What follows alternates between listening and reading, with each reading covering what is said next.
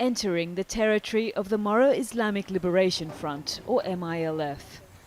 This is a no-go zone for Philippine authorities, but we've been granted access and are the first media crew to visit since the siege of the city of Marawi began more than 6 weeks ago.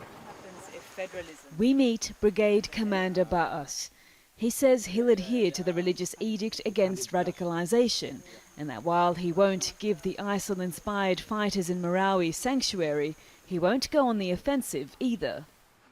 We're taking a defensive position. We don't want them to enter our territory or for any bad elements to come. Those bad elements who've seized control of Marawi are resisting daily assaults by government forces. They want to establish an ISIL caliphate, something the older and more established MILF says it opposes. The MILF has been in a struggle for independence for decades. Now it wants autonomy and believes peace talks with President Rodrigo Duterte could lead to its own homeland. And it doesn't want the ISIL-inspired newcomers to get in the way.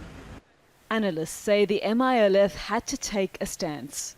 They see the direction of the siege, that the IS is losing, and they would want to help the government. They themselves are afraid that the IS would win, because that would be snatching their victory from them.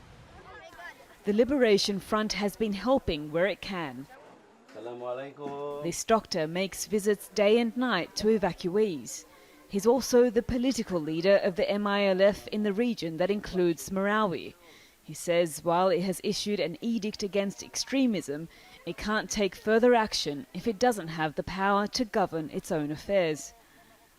One very important way to address this is for the government to implement the agreement it has signed with the MILF.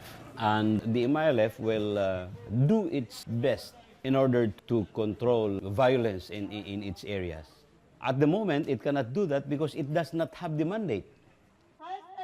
The MILF may believe it doesn't have the authority to rein in extremists, but the government can consider this more experienced force a neutral ally.